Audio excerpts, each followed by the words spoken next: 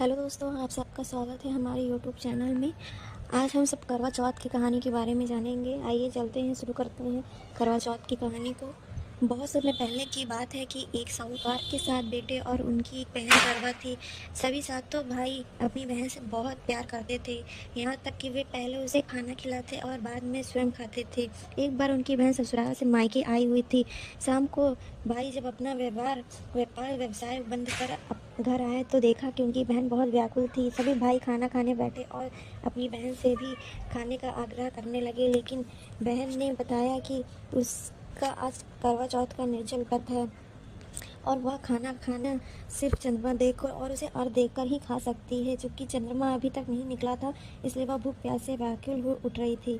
सबसे छोटे भाई को अपनी बहन की हालत देखी नहीं जाती और वह दूर पीपल के पेड़ पर एक दीपक जलाकर चलने की ओट में रख देता है। दूर से देखने पर वह ऐसा प्रतीत होता है कि जैसे चतुर्थी का चांद उदित हो रहा हो। उसके बाद भाई अपनी बहन को बताता है कि चांद निकल आया, तुम उसे अर्घ देने के बाद भोजन कर सकती हो।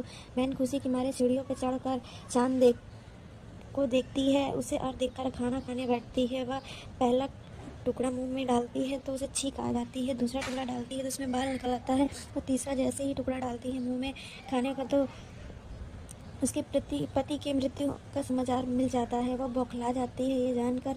तभी उसकी भाभी उसे सच्चाई से अवगत कराती है कि उसके साथ ऐसा क्यों हुआ है। करवा चौथ का व्रत गलत तरीके से टूटने के कारण देवता उससे नाराज हो गए हैं और उन्हें ऐसा किया है। सच्चाई जानने के बाद करवा निश्चित करती है कि वह अपने पति का अंतिम संस्कार नहीं होने देगी और अपने सतीत्व से उन्हें पुनर्जीवन दिलाकर रहेगी। वह पूरे 1 साल तक अपने पति के शव के पास बैठी रहती है, उसकी देखभाल करती है, उसके ऊपर उगने वाले सुईनुमा घास को एकत्रित करती जाती है। 1 साल बाद फिर करवा चौथ का दिन आता है। उसकी सभी भाभियाँ करवा चौथ का व्रत रखती हैं। जब भाभियों उससे आशीर्वाद लेने आती हैं तो वह प्रत्येक भाभी से यह सुई ले लो, पिए सुई दे दो, मुझे भी अपनी सुई जैसी सुहागिन बना दो, ऐसा आग्रह करती है। लेकिन हर बार भाभी उसे अगली भाभी से आग्रह करने का कह चल जाती है। इस प्रकार जब छठे नंबर की भाभी आती है तो करवा उससे भी यही बात दोहराती है।